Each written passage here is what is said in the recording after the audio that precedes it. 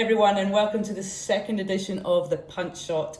I'm delighted to be virtually sitting next to at least two gems from the world of women's golf. Today we have Catriona Matthews always joining us from Scotland, and the wonderful Karen Stupples from Florida.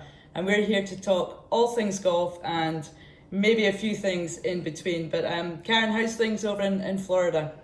Well, so far so good. It's a beautiful day, a little bit breezy. I've just watched the end of the Players. Rory McIlroy won on St Paddy's Day, so that's kind of nice for him and for Ireland in general. And it's nice. It's a bit breezy, but sunny, as you'd expect from Florida.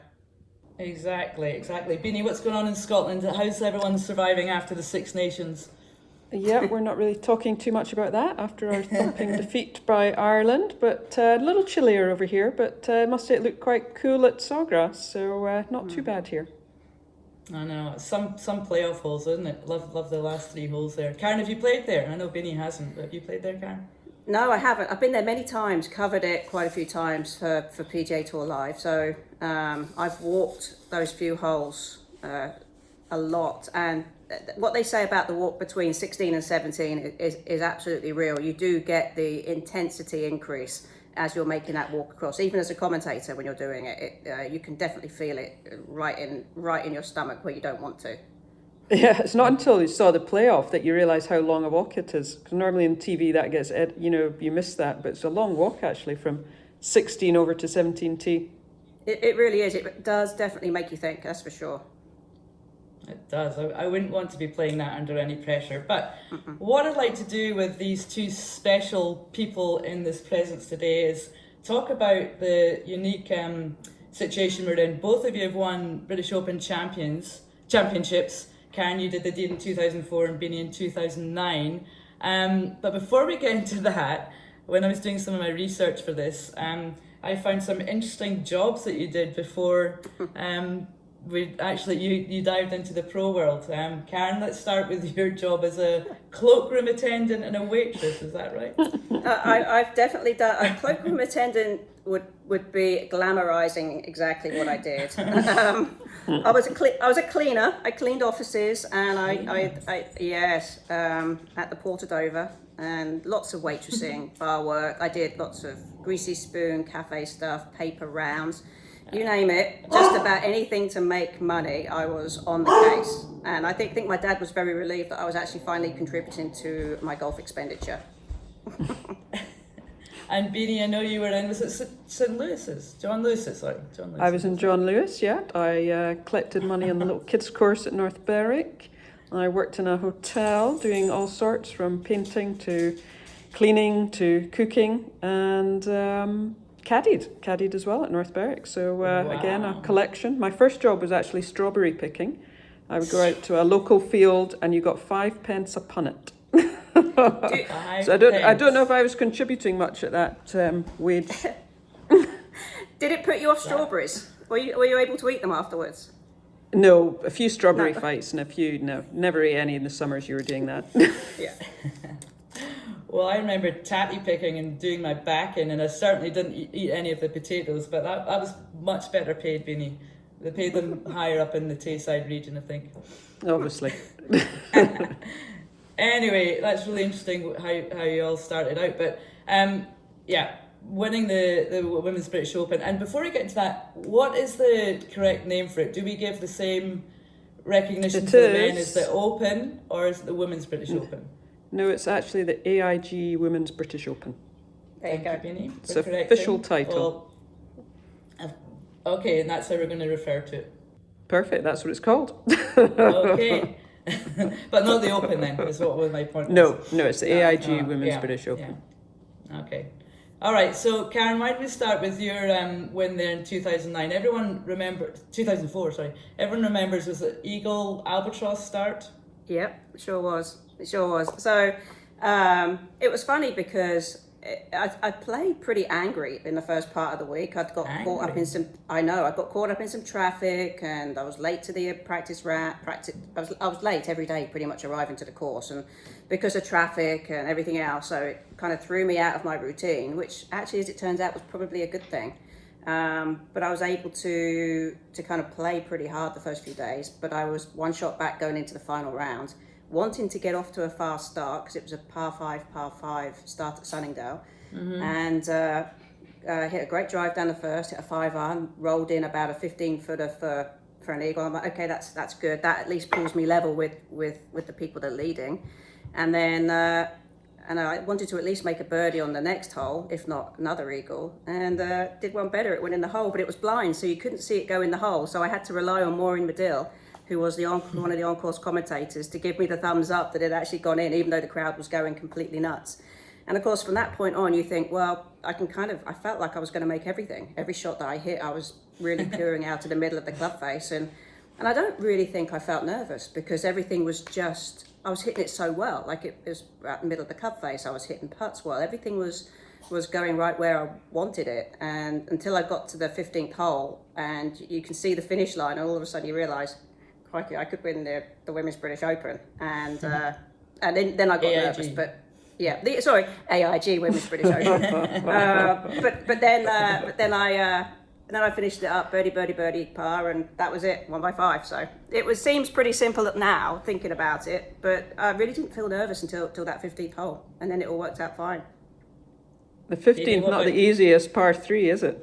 No, it wasn't. And they had a ruling with the group in front. There was somebody had basically almost shanked it off the tee and got behind a scoreboard. And so I had to wait. And then Prince Andrew showed up, and Sir Richard George, who was the owner of Weetabix, who was the sponsor at the time, he showed up. And I thought, this is a bit suspicious. Everybody's all around. And then I realised, I'm like, oh, I could actually win this. And and luckily it was between a 7-wood and a 4-iron. And I decided to go with the 7-wood because I figured I could hit the club face better with the 7-wood than the 4-iron. And I managed to neck it a little bit and get it around the green, and then I made the putt. It's going for you. Yeah, it was one of those things. And Beanie, what about you? I know it wasn't quite as a luxury a walk for you. No, I can't quite beat the Eagle Albatross, but second round I did go Eagle on 11 and 12. I went 3-1. You just had a baby. I hadn't just had a baby. You just had Sophie. I had Sophie probably 10 and a half weeks before, my younger daughter. So that was my second tournament back. Had a little warm up at Evian the week before, where on the Wednesday night actually our hotel went on fire. And we had to jump out and run round shouting fire, fire, and I think a couple of players jumped out the balcony and onto mattresses. So it was quite a traumatic warm up event before the AIG Women's Open. But and then once I got there, I think that second round kind of I went eagle on 11 and 12. And then I think I shot 29 on the back 9 at Lytham that second round, and that kind of vaulted me into the lead. And then played on the Saturday and still had a lead, actually. Had a 2-shot lead going into the Sunday. And it probably wasn't until that Saturday night that I actually thought, God, I might actually win this. Because I was going there really with no expectations, really just hoping to kind of make the cut. Top 20 might have been a good result after not playing for about 5 months. So really, and then I got off to a really nervy start, I remember, on the Sunday. It suddenly I thought, crikey, God, I could actually win this. And then I got to the 10th hole, par 4 at Lytham. You just have turned and you're coming back in now. And I had played that hole terribly all week, driven it badly, and then drove it badly again on the last day. Then had to hack one down and ended up in a bush and took a drop and actually made a really good up and down for a bogey. And that dropped me back into a tie for the lead with Ai Miyazato at the time. And I remember walking to the 11th tee and looking at the scoreboard, and I remember saying to Graham, who was caddying for me, God, we're still in the lead, let's not lose this lead. And then I played those last 8 holes really well all week and went on, and as you do when you win, I hold a kind of a monster putt, I think on 15, put me into the lead. And then I remember standing on 18 tee and I had a 3-shot lead. But like Karen, if I was sitting watching it, you'd probably think, oh, well, this person's won it, no problem. But I was standing in that tee thinking, at Lytham, if anyone who's played Lytham, you've got bunkers all down the fairway, bushes right. Of course, I was seeing everything. I thought, I'm not going to hit driver, I might carve it into the bushes, driver might go in the bunkers. So I thought, I just need to hit the fairway. So I remember kind of nudging a 3-wood down, and then I could enjoy it. Then walking up 18, you know, I could enjoy a 3-shot lead. Even I couldn't mess up from there. And I remember the girls' Scottish team were there and they had their faces painted with saltires. So yeah, like Karen, we got to enjoy. You don't always get to enjoy that walk down 18, knowing you had the trophy in your pocket. Yep. Yeah, absolutely amazing. So how would you say it's changed your lives after winning that? Because it's a pinnacle of anyone's career, especially for a UK person, to win the AIG Women's British Open. So how has that changed your lives? I think Karen. I'll go first. I was going to say I'll just jump in. I don't think it really changed it that much for a long time, and I really didn't think that it had made much of a difference in my life, because I continued down my path. I had Logan, my son, in 2007, and then you kind of get swept up in being a mother. And then all of a sudden, when I really realised it made a difference, was when I decided to get into doing TV and doing commentary, because then all of a sudden, you're a major champion, your voice is heard a little differently than if you had not been it, than if you weren't a major champion. So I would say that winning the AIG Women's British Open was my entry into doing broadcasting. And without it, I'm not so sure that I would have been hired. I think that it was that my way forward. And I now am at the point in my life where I think that this is what I was meant to be doing all the time. I really enjoy talking about golf and still feeling like I'm in the action without having the pressure of having to play the shot. And so what it has done is it's continued my life within the golf industry, and for the better. And I thoroughly enjoy my life doing it, and it's brought me all manner of great things. So in many ways, it has completely changed the course and direction of my future. Yeah, for me, I would actually completely agree with you there, Karen. I thought at the time, I don't think it really changes your life at all. As you say, you're out there, you're playing on tour, you're just getting on to the next event. Okay, you maybe have that little surge in confidence and, you know, walk a little bit taller knowing you're a major champion. But it's not until, I would say, again, towards the end of my playing career, you know, you're Solheim captain and they announce you as major champion. And just as you go on to do other things, you just always have that major champion next to you. And as Karen says, it just kind of elevates your status in the game. And people do listen to you, you know, a little bit more just because you've got that major championship, you know, under your belt. Wonderful, wonderful. And everyone has to know, how did you celebrate your wins? Beanie, I think I remember what you did. Karen, how did you celebrate your win? So it was just a short drive back from Sunningdale to my hometown of Deal. There was a little bit of champagne floating around in the media tent, as you can imagine. Luckily, I didn't have to drive back down to Deal. But our local pub in town of Deal had a celebration. They somehow managed to get banners up and all the rest of it to celebrate, and we had a lock-in, and I think we were there till fairly early hours. And I remember getting back to my house at about sort of 6:30 in the morning and thinking, blimey, what's just happened? And then the phone started ringing at 7:30 for like people wanted to talk, and you just won a major, you've just done this, and I'm like feeling completely overwhelmed and hungover at the same time. It was a very surreal feeling. Yeah, for me it was winning that had actually got me in the Solheim team, and the Solheim team was announced at that event. Alison Nicholas was captain and she announced it. So you know, with the other players who had made the team, we had a little bit of champagne there, and then went back to, I was staying actually in a house, and my mum and dad were down looking after the two daughters, my Katie and Sophie, and then my brother and his wife and son were down as well. So we had a little celebration there, and then they drove off home and we were there. And I remember getting up at 3 a.m. and feeding Sophie. So I remember Mum and myself, we were sitting having a cup of tea at the kitchen table in the house we'd rented, the trophy sitting there and me feeding Sophie. So maybe not quite the raucous night in a pub, but still one I remember very well. The hard realities of life right back at you. That's a great story. Really fun. So who do you think's UK's next best chance of a British winner? For me, I would say that Charlie Hull. You know, she's been knocking on the door. She was close at Walton Heath, where Lilia Vu just beat her. I think the more times she was up in contention already this year, over in Singapore. I think the more time she can get up there and start converting some of those into wins, I think Charlie's probably the next best, the next person who's going to be knocking at the door winning a major. I have to agree. I mean, Charlie is the total package when it comes to golfer. I mean, it's just the consistency and you know what I've noticed from her is a greater desire to achieve in these last few years. You know, just it's almost like an exponential learning curve that she just wants it now. You know, just wants it, and she's super competitive when it comes to getting that job done. I think Leona is a little sneaky in this department too. I think she could legitimately come up with some good golf. I think maybe even Porthcawl. I mean, this year I wouldn't be surprised to see her put in a good result at Porthcawl. I could see that, Karen, especially if the weather's bad. You know, real gritty competitor sticks in. You know Porthcawl probably better than I do. Has it ever been nice weather at Porthcawl? Yes, I played never. I'm sure someone who lives there would probably say it is quite nice sometimes. Sorry, anyone from Wales. So two days a year. Like every time I've known people go play there, it's always been just like horizontal rain and like 50 degrees.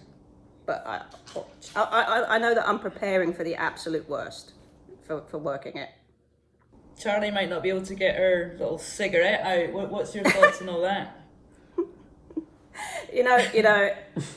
Well, I actually love Charlie, and she's going to do what Charlie's going to do, and if it makes her happy and that's what she's doing, I think golf is good for having characters, and it's not often you see women in that kind of light and doing that kind of thing, but she's just like every person. I think that's part of her appeal, is that she's just like everybody has something that they have. I mean, me, it's Skittles. Love Skittles. You know, what can I say? Charlie, it's cigarettes. Does that calm your nerves, Cam? Skittles calm your nerves? It does when I'm driving. I don't need it. I don't have much else to worry about anymore, so. Beanie, do you ever feel the nerves? Oh gosh, yeah. I mean, I think if you don't feel nerves, you shouldn't be out there playing. Right. Yeah, I think that's what, true. You know, when it gets towards the end, that's the thing that everyone always says experience is great, but sometimes I think experience can be a bit of a hindrance, and the nerves really set in. So yeah, I think definitely nerves everyone feels them. It's just who at the time can control them the best. Right, exactly. That's Annika always said that, didn't she? She always said it's all about controlling the emotions. Yeah, because you've got to be emotional. You've got to want to win, and you've got to. If you're standing up there not caring, then you're not going to do well. You've got to have those nerves, and that it's the adrenaline rush you get when you're in contention. Right.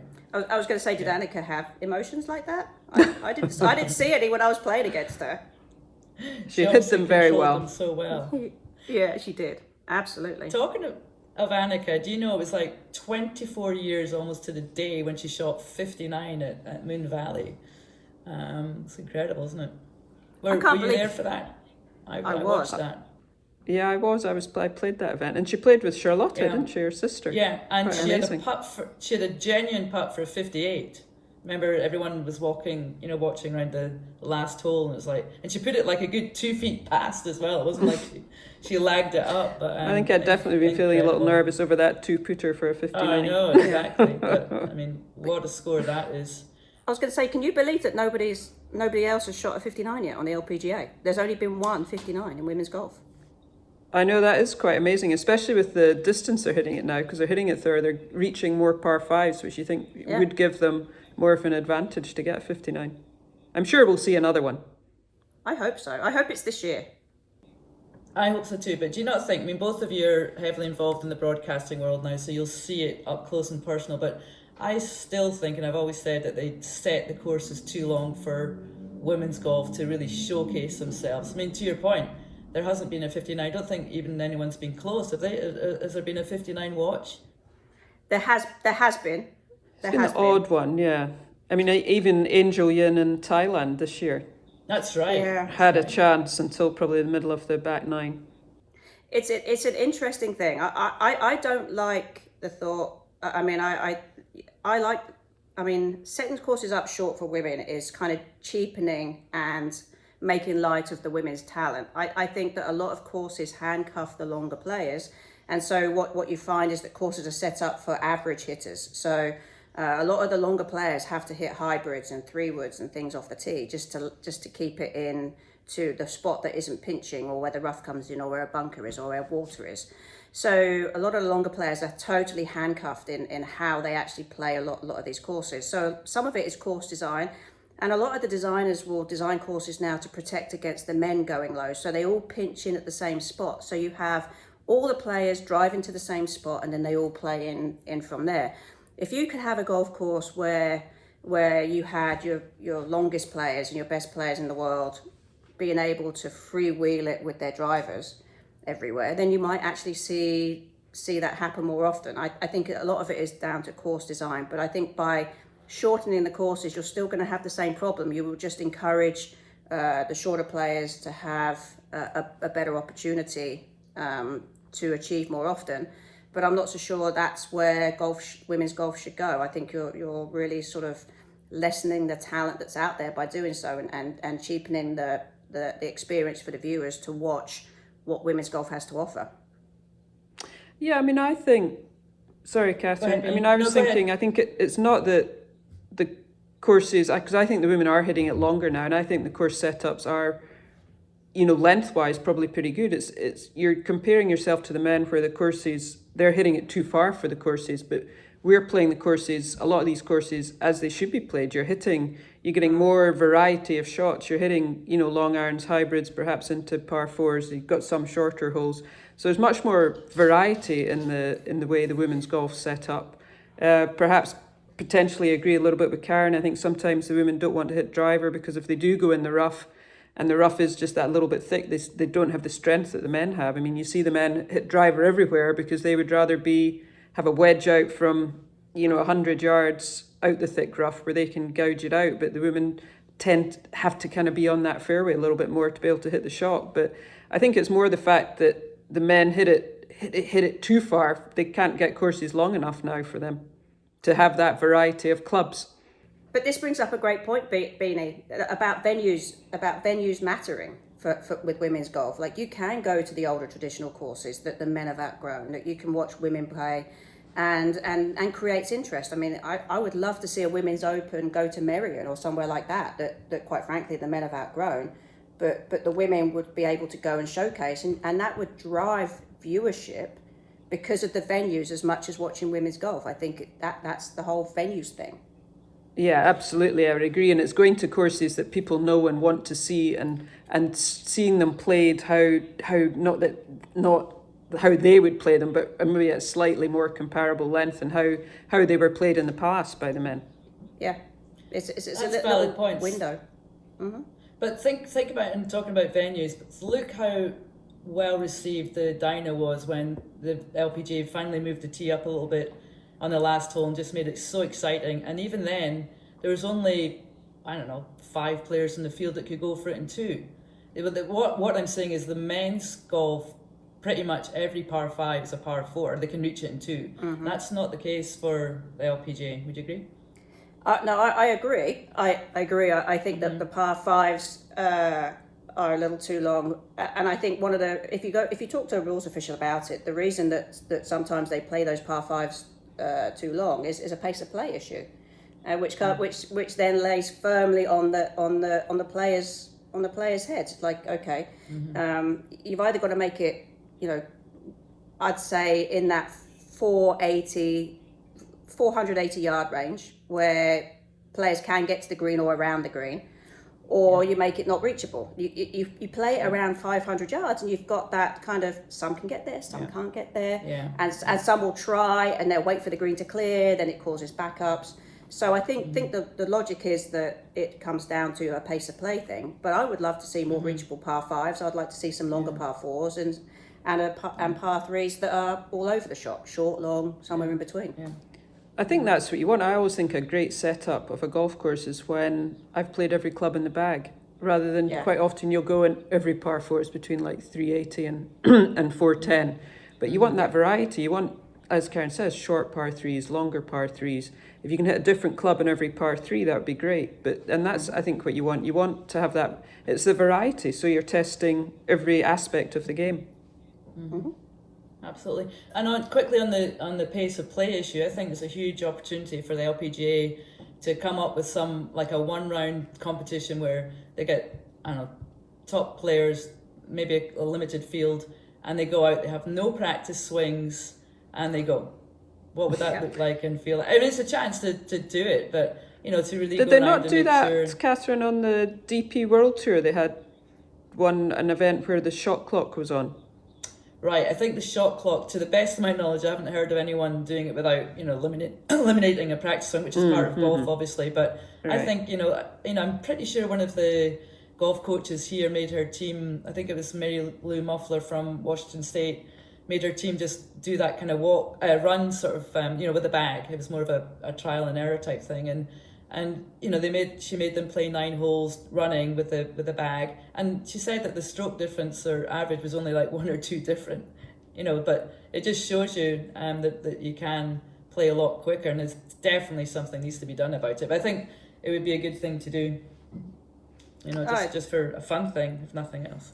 Anything to get people watching. I think that when it comes to women's golf, it gets given a bad rep for the pace of play, and it's the one area that women can actually do better than the men at if they wanted to.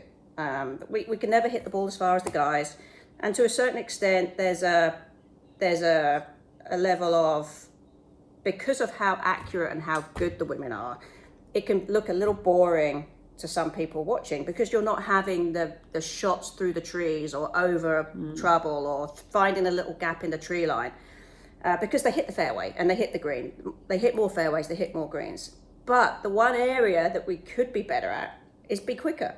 And you could get more people on the course, you could have bigger fields, you could have more playing opportunities for lower down the list of players. And it would be better for the tour in general, because people would be like, I'm going to go watch some LPGA Tour golf because I can see a whole lot of golf in a short amount of time.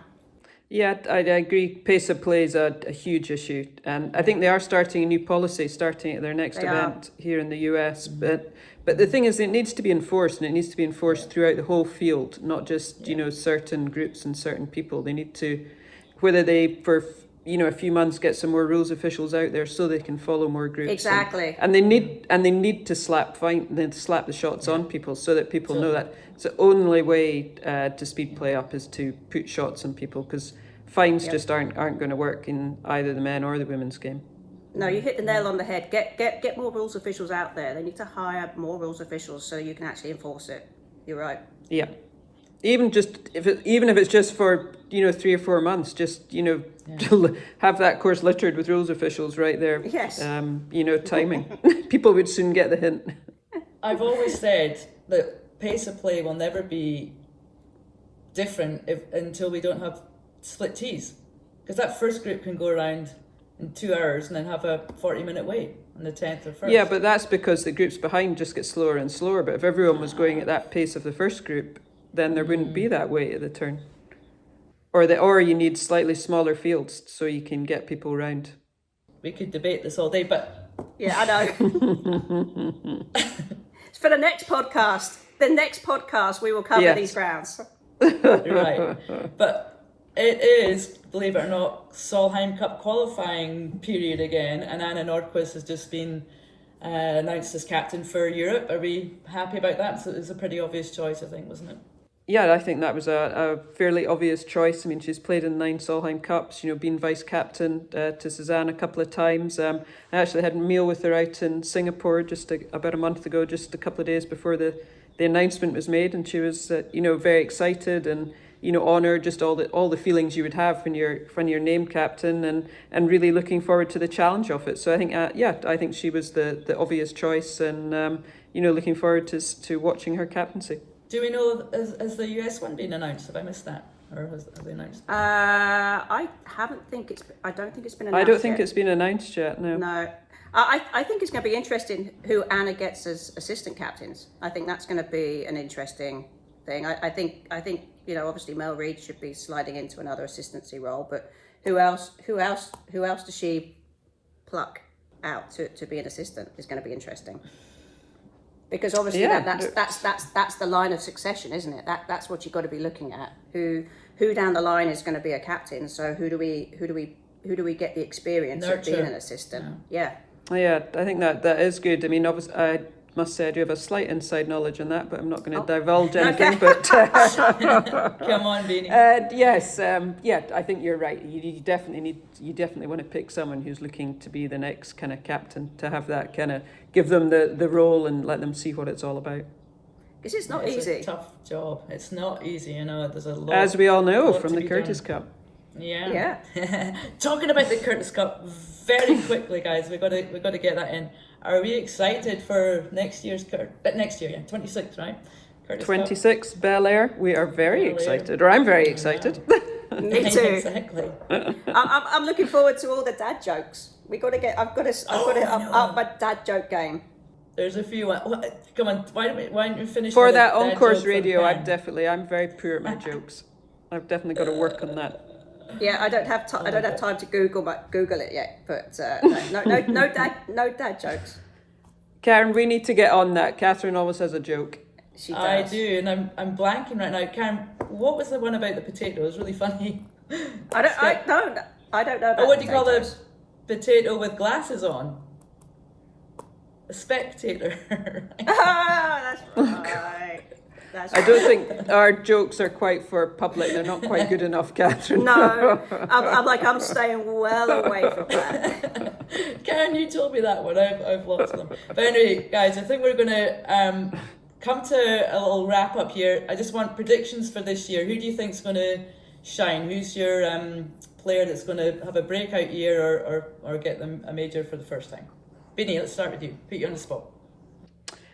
Right. Well, I think this year, certainly in the LPGA, could be a really exciting year. Obviously, you've got Nelly, who's well ahead in the world rankings, didn't play in Asia, and then you've got Lydia, Gino Titakun, Charlie. I think it's going to be really exciting just to see. I think Gino Titakun, I got to see her a lot the last 2 weeks in Asia and was really impressed by her. So I think it's going to be a real battle to see who gets that number one spot. And there's a few, Japanese players coming up, Ryo Takeda, the EY twins. So I think this year potentially is going to be very exciting on the LPGA. I agree. I think Gino is. I think Nelly's got her work cut out for her this year with Gino. She just stripes it, and she's unflappable. I mean, she just seems to embrace the moment too. I mean, I did a walk and talk with her in a final round of on the 14th hole one time when she was in the lead. She goes ahead and makes the eagle on that hole and ends up winning the tournament. I mean, it's just there's a relaxed attitude to her that she just knows she's got it, and she's actually a pleasure to be around on the golf course. Love following their lead, super, I mean, just across the board, world number one. You can tell why she's world number one. But I think Nelly's got her work cut out for her this year because Gino's just really strong. I would love to see Charlie finally break through, get a major, because I think she's overdue. It just depends whether the putter will cooperate. She had a good year a couple of years ago with that. And I'd really like to see some of our Curtis Cup girls get a win on either the Epsom Tour or the Ladies European Tour. If I think of Mimi Rhodes and Sarah Byrne, players like that really are starting to sort of come out, and I'd like to see them make their mark in the game and kind of let's get the next generation of your Charlie Hulls and your Georgia Halls and Leona Maguires going.